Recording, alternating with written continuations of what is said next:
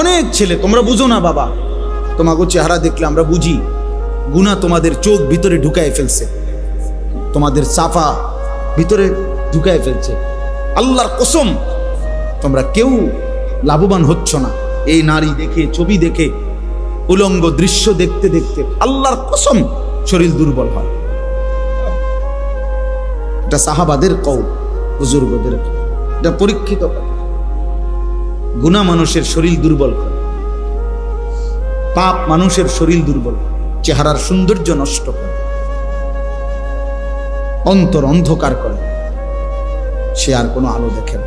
চারিদিকে মসজিদ, সে যেন একটা মসজিদও দেখে না। এক ওয়াক্ত নামাজের সময় কল্পনা করেন চাচা, মনে করেন একটা গ্রামে কমপক্ষে তো 5-10টা মসজিদ আছে, প্রত্যেক মসজিদের যদি মাইকের হরন একেবারে যদি গড়ে 4টা করে হরন থাকে, তো 10টা মসজিদে যদি একসাথে আজান হয়, তাহলে 40টা হরন দিয়া আজান হয়েছে। কি পরিমাণ আওয়াজ হয়েছে! কিন্তু এটা কি পরিমাণ জানোয়ার, কি পরিমাণ নাফরমান! এতগুলো হরন এই জানোয়ারের কানে একটু নড়াচড়াও করলো না। তুই কি পরিমাণ নিকৃষ্ট, কি পরিমাণ নিকৃষ্ট! তুই মানুষের সংসারে, মানুষের সমাজে থাকস কেমনে জানোয়ার? তুই তো সুন্দরবন আর আফ্রিকার জঙ্গলে ওই জানোয়ারদের সাথে থাকা উচিত বেটা। তুই মানুষের বাচ্চা হইলি কেমনে বেটা? মুসলমানের বাচ্চা হইলি কেমনে? তোর আব্বা কেমনে মুসলমান, তোর মা মুসলমান, মা পবিত্র দুধ খাওয়াইছে তোরে 2টা বছর আল্লাহর নাফরমানির জন্য। বাবা তার রক্ত পানি করে কামাই করে তোমারে বড় করছে এই নাফরমানির জন্য। কি মেয়ে, এই ছেলে বলো, 14 বছর পর্যন্ত মা বাপ তোমারে পালছে, তুমি 16 বছর বয়সে সারা রাত উলঙ্গ ছবি দেখবা, এর জন্য তোমারে মা পালছে তোমারে? কি রে বেটা, অসভ্য!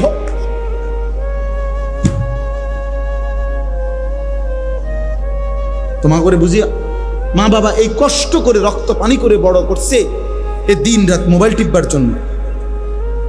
কার নারী দেখো? নারী তো তোমার মা, নারী তো তোমার বোন, নারী তো তোমার খালা, নারী তো তোমার দাদি। লজ্জা করে না? মনে পড়ে না ওদের কথা? তুমি ভিন নারী দেখো কেমনে, উলঙ্গ ছবি দেখো কেমনে, জিনা ব্যভিচারের দৃশ্য দেখো কেমনে। তোমার চেহারাটার কি অবস্থা, চুলটার কি অবস্থা, চেহারাটার কি অবস্থা? কার মতো চুল রাখছো? একবারও মনে পড়লো না? কার মতো? কোন কাফের, বেঈমান, ইহুদি, খ্রিস্টান, মুসলমানের পছন্দের হইতে পারে? তাদের ওরা কার মতো চুল রাখছে বলো ভাইয়া? এগুলো কি কোনো কাফের না, কোনো ইহুদির না? বলো ভাই, বলো। এত এত রুচিহীন হইলা কেন? গুনাহ এত পছন্দ হলো কেন? আল্লাহকে এভাবে ভুলে গেলাম কেন? প্রিয় নওজোয়ান, নষ্ট হইও না বাপ, তোমার কথা কেউ মনে রাখবে না, বন্ধুরাও তোমারে ভুলে যাবে, এই পৃথিবী তোমারে ভুলে যাবে। এই পৃথিবী থামে না।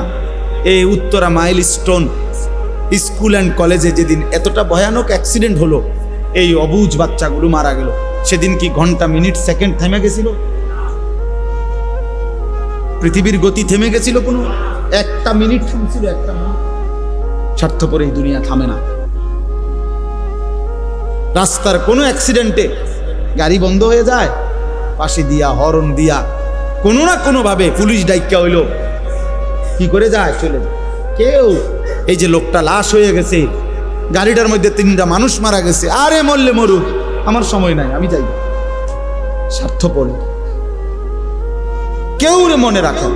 তোমার পাওটা ভাঙ্গা দেখো, তুমি অ্যাক্সিডেন্টে মোটরসাইকেলে, তুমি যে জঙ্গলির মতো মোটরসাইকেল চালাও, তোমার পাওটা ভাঙলে বন্ধু নামের এই দুষ্টরা কেউ কিন্তু তারা নিজের পাও ভাঙবে না, শুধু দেখে যাইয়ে বলবে আচ্ছা বন্ধু ভালো থাকিস, আবার কথা হবে, খালাস।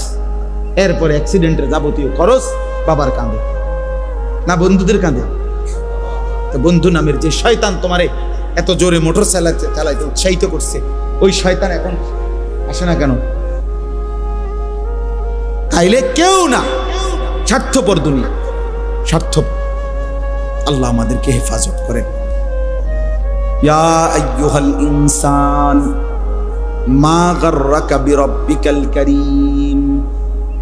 রব্বুল আলামিন বলে, হে মানুষ, আমার মতো এমন দয়ালু মেহেরবান রব, এমন মালিক থেকে কে তোমারে ধোঁকা দিল? মা গাররাকা, এমন মনিবি কেমনে ছেড়ে দিলা রে বান্দা? এমন দয়ালু মালিক কেমনে ছেড়ে দিলা? যে আমি তোমারে 7 আসমান জমিন আমি তো দিয়েছি, প্রতিদিন সূর্য তো আমি উঠাই, চাঁদ আমি উঠাই, রাত আমি বানাই, দিন আমি বানাই, সকালের আলোটা আমি ফুটাই, রাত্রের অন্ধকারটা আমি নিয়ে আসি বান্দা। প্রতিটা নিঃশ্বাস আমার ইচ্ছাতে হয়, তোমার চোখের পলক আমি আল্লাহর ইচ্ছায়, তোমার হাত নড়ে চড়ে আমি আল্লাহর ইচ্ছায়। 24 ঘন্টা বান্দা আমি আল্লাহ লালন করি, পালন করি, গোটা কায়নাত দিয়ে তোমাকে আমি পরিচর্যা করি। এমন দয়ালু মালিক কেমনে ভুলে গেলা? মা গাররাকা, কে তোমাকে ধোঁকা দিল? আমার চাইতে উত্তম তুমি কাকে পেলা, যাকে পেয়ে আমি আল্লাহকে ছেড়ে দিলাম? বলো বাপ, একটা ছেলে একজনই ভালো হও, একজন। বাবাদেরকে বলি, যে কয়জন বাবা আছেন, অভিভাবক আছেন, ছেলের বাবা মেয়ের বাপ, আপনাদের প্রধান জিম্মাদারি, ঘরে যদি খাট না থাকে নিচে শুয়েন, কিন্তু সন্তানকে নামাজি বানান। ঘরে যদি সোফা না থাকে তো ফিরিতে বসেন, কিন্তু স্ত্রী সন্তানকে নামাজ শেখান। এটা মুসলমানের জিম্মাদারি। আজ আমরা মুসলমান হয়েও এটা ভুলে গেছি। বাবা মনে করে আমার উপার্জন সারা দিন রাতের মেহনতের, দেশে থাকি আর বিদেশে থাকি, মাকসাদ একটাই, ঘর করা, বিল্ডিং করা, সোফা বানানো, খাট বানানো, ফার্নিচার বানানো। এগুলো বানাইতে পারলে উনি সার্থক, উনি তৃপ্ত। এবার ছেলেও নামাজ পড়ে না, মেয়েও পর্দা করে না, স্ত্রীও পর্দা করে না, ঘরে টেলিভিশন চলে, নাচ গান নর্তকীর ছবি চলতেছে, রোমে রোমে প্রত্যেক সন্তানের হাতে একটা একটা মোবাইল, সারা রাত উলঙ্গ ছবি দেখতেছে, রোমে রোমে জিনা ব্যভিচারের দৃশ্য, মেন রোমের মধ্যেও টেলিভিশন চলতেছে, স্ত্রী বাজারে বাজারে মার্কেটে ঘুরে, মেয়ে পরের ছেলের সাথে অবৈধ সম্পর্ক, ছেলে সারা দিন টোটো করে ঘুরে, 5 ওয়াক্ত নামাজের একটা সেজদাও দেয় না। এই সমস্ত জানোয়ারের জন্যই এই ঘর সংসার করলেন, এই বাড়ি কার লেগে বানাইলেন? এই হাইওয়ানদের জন্য, এই যারা 1 ওয়াক্ত নামাজ পড়েন, এই অসভ্যদের জন্য এই ঘর বানাইলে আপনার আখিরাত কি হবে বলেন চাচা? আমার রক্ত পানি করা এই টাকা দিয়ে আমি বুঝি এই হাইওয়ান, এগুলো 1 ওয়াক্ত কেউ নামাজ পড়বে না, আমি তাদের জন্য ঘর করে গেলাম? বলে 18 বছর বিদেশ করে, 32 বছর বিদেশ করে, কি পরিমাণ ঘাম ঝরা এক একটা টাকার জন্য। প্রবাসী কি পরিমাণ রৌদ্রে, টাটকা রৌদ্রে যারা ডিউটি করে, 14 ঘন্টা ডিউটি, 12 ঘন্টার কমে কোনো ডিউটি নাই। সৌদি আরবে তো আমি প্রতি বছরই হজ ওমরায় গেলে দেখি প্রবাসীদের রোমে রোমে যাই মিয়া, আহা কাঁদে যে প্রবাসীরা, যে হুজুর কষ্টের কথা জীবনেও বলতে পারি না বাড়ি। এইবারও হজ্জের সময় এক ছেলে, ও বলতেছে আমি হুজুর 18 বছর আজকে বিদেশে, হুজুর আমার জীবনের কিচ্ছু নাই, কয় এই 18 বছরের জীবনে পরিবারের কেউরে খুশি করতে পারি না, মারেও না, বাপেরেও না, জিরেও না, বউরেও না, কেউ রে না। আমি বললাম কেন রে ভাই? কয় হুজুর যেখানে 5,000 টাকা দেই, হেরামো কয় তে একটা বিদেশ করে, তে তো ইচ্ছা করলে 10,000 টাকা দিতে, জেনে 10,000 টাকা দেই, তারা মন্তব্য করে তে তো বিদেশ করে আজ এত বছর, তে তো 20,000 টাকা দিতে পারতো। কয় হুজুর কোনোদিন কেউ রে খুশি করতে পারলাম না, দিয়েই গেলাম সব, কিন্তু খুশি হয় না কেউ। প্রত্যেকেই মনে করে আরো দেওয়া দরকার ছিল, আমি আরো দেওয়া দরকার ছিল, আমি কি খাই না না খাই, কয় এটার দরকার নেই। তাহলে অতৃপ্ত, তাহলে বেচারা 18 বছর পরেও যদি সংসারে সবাই অতৃপ্তই থাকে তো সুখ মিলবে কোন দিন? বলেন, ইনসাফ করেন। তাহলে এত কিছুর বিনিময়ে এই আপনারা যারা এমনি তো সংসার একের যে যেটাই করেন, বাজার, ব্যবসা, দোকানদারি, কৃষি, প্রত্যেকের তো ঘাম ঝরে বাপ। তাহলে প্রতিটা টাকা তো ঘাম ঝরানো টাকা, সেই ঘাম ঝরানো কষ্টের টাকার বিনিময়ে আমার সন্তান বুঝি সারা দিন রাত মোবাইল চালাবে আর নারী দেখবে, উলঙ্গ ছবি দেখবে, এর জন্যই আমার এই ঘাম। এটা বুঝি ইনসাফ হলো? হ্যাঁ, আমি সবারকে বলি না, একজন প্রবাসী 26 বছর বিদেশ কইরা উপজেলাতে, ইচ্ছা করে নাম বলতেছি না, উপজেলার মেন উপজেলায় কয় যে হুজুর আমি 4 তলা বিল্ডিং করছি, সম্পূর্ণ বিল্ডিং এর কাজ শেষ করে ভাড়া দিছি, এরপরে দেশে চলে আসছি 26 বছর পরে, মনে করছি আর বিদেশ করতাম না, আল্লাহ দিলে এই বাড়ির ভাড়াই পামো 1-1.5 লাখ টাকা। পরে উনি বলতেছে হুজুর আইসা যখন উপজেলার মার্কেটে বাজারে আসছি, মানসে আমারে আমার বেডির নামে, মানে আমার বউয়ের নামে আমারে চিনি, পুরা বাজার জেন দিয়ে হাঁটি মানসে তাই জামা। আমি সবাইকে বলতেছি না, মানে উনি বলছে আমারে, উনা সবাই সব বন্ধ হয়ে গেলে পৃথিবী চলতো না, ঠিকই না বলেন না কেন? কিন্তু বলার উদ্দেশ্য হইল ওই বাচ্চারা আমারে জড়ায় ধরে কানছে, সিএনজি থেকে নাইমা আমারে দেখা, আমি দাঁড়াই আছিলাম বাজারের, মানে ওই উপজেলার একটা বাজারে, জড়ায় ধরে কাইন্দা আমার এই কথাটা বলছে, হুজুর আমি শেষে মানে লজ্জায় যে, অর্থাৎ আমার মহিলা আমার স্ত্রী এই পরিমাণ বাজারে ঘুরছে যে প্রত্যেকটা রিক্সাওয়ালাও আমার বেডি দিচ্ছি না, আজ আমারে কয় ওই তাই জামাই মহিলার নাম ধরে বলে, বিনীত লজ্জায় আমি এই নিজ গড়া বাড়ি ছেড়ে আমি গ্রামের বাড়িতে চলে গেছি। তারপরে বলছি না, এই শহরে থাকতাম না, যে শহরের মানুষ আমার স্ত্রীকে দিয়ে আমারে ছেড়ে। কথার কথা, তাহলে ভাইয়া বলো। এক বাবা বলছে আমার যে আমি হুজুর 7 বছর বিদেশ করে দামি বিল্ডিং এর 4 তলার ফ্ল্যাটে বউ বাচ্চারে ভাড়া রাখি, তা করে প্রতিটা মাসে তাদের জন্য সব টাকা দেয়। 3 বার ফোন দিছি বাড়িতে, বিবিও ধরে না। 3 বার ছেলের মোবাইলে ফোন দিছি, ছেলে কয় যে আব্বু আমি গেমস খেলতেছি, পরে ফোন দেবো। এরপরে আবার অপেক্ষা করে আবার দিছি 3 বারের পরেও আমার ছেলে কয় বললাম না তোমাকে গেমস খেলতেছি, পরে ফোন দেবো, বললাম না আব্বু, বারবার ফোন দিচ্ছ কেন? আল্লাহর কসম মক্কা শরীফে বলছে লোকটা আমার। পরে কয় হুজুর আমি কেউরে না বইলা এরপরে বিদেশ থেকে বাড়িতে আসছি, আইসা কয় আমার ফুতেরে এই 4 তলা বিল্ডিং থেকে লাইট খাইয়া পাও দি লাইট খাইতে নিচে নামাইছি। বেডিরও বলছি বউরে আও সবগুলার গ্রামের বাড়িতে রাখা বুঝি এনে থাক, শহরে থাকার লাগবে।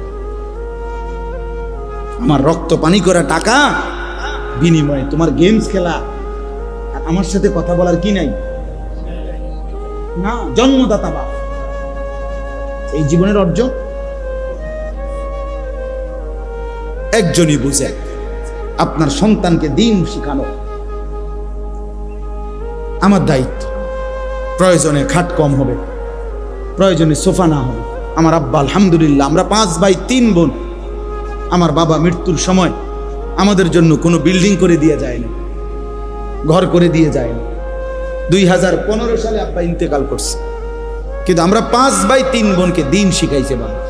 5 ভাই আলহামদুলিল্লাহ আল্লাহর দয়া আলেম হয়েছে। বিনিময়ে 2015 সালে আব্বা যখন ইন্তেকাল করছে, এখন 25 সাল, 10 বছর। এই 10 বছরের ব্যবধানে আব্বার মৃত্যুর পরে আমরা 5 ভাই আলাদা আলাদা জায়গা কিনছি, বিল্ডিং করছি, ঘর ফার্নিচার সব কিছু কিনছি, কোনো অসুবিধা হয়েছে না। আব্বা না করে দেওয়ার পরেও এডি আমগো হয়েছে, কিন্তু আব্বা দিন শিখায় গেছে। এখন আল্লাহর কোরআন যদি আমি পড়ি তাহলে আমারও নেকি, খোদার কসম আমার আব্বার কবরও নেকি। আমার আব্বাও লাভ, আমি কি আমার বাপে লাভ না? আর আমি যদি আপনাদেরকে একটা কথা এখন বললাম, ওয়াজ করলাম, এটার কোনো যদি সোয়াব হয় আমার, তা আমার আব্বার কবরও যাবে, আমার আমল নামা তো কি হবে? তাহলে কাম হয়ে গেছে না? বিল্ডিং তো হইছেই আমারও, আর আব্বাও তো কাম হয়ে গেল, আব্বারও কাম হইলো, আমারও। আমরা 5 ভাই 5টা মসজিদে জুমা পড়াই, তো এর নেকি নেই? কথা বলেন না কেন? তো এই নেকি আমার বাবার কবর। 5 ভাই 3 বোনের 8 জন ভাই বোনের যতজন সন্তান সবাই মাদ্রাসায় পড়ে। তাহলে এই যে সবগুলো বাচ্চা মাদ্রাসায় পড়ে, আল্লাহর কোরআন পড়ে, তো দাদার আমল নামার মধ্যে সব যাইতো না? নানা আমার বাপ নানা, আমার বাপ দাদা, তো সব যাবে না? কারণ উনি তো উনার সন্তানদেরকে দিন শিখানোর কারণে এখন আমরাও আমাদের বাচ্চাদেরকে কি শিখাচ্ছি, তাইলে এই জন্য আমাদের মূল ডিউটি আমার সন্তান, আমাদের মূল ডিউটি আমাদের স্ত্রী, স্ত্রী সন্তানের ঈমান আমল নামাজ, এটা আমাদের জিম্মাদারি। খানা আলু ভর্তা দিয়ে খাইলেও পেট ভরে যায়, 10 রকমের গোশত লইয়া বইলো কিছুক্ষণ খাইলে পেট ভরে যায়। 10 আইটেমের তরকারি যার আছে সে কোনো এক বালতি ভাত খায় না, বরং সে একটা নির্দিষ্ট পরিমাণ খানা খাইয়েই কি পেট ভরে যায়। তো দুনিয়া তৃপ্ত, এমনিতে একটু পরে পেট ভরে যায়। আখিরাত আল্লাহ আমাদেরকে বুঝার তৌফিক দান করে।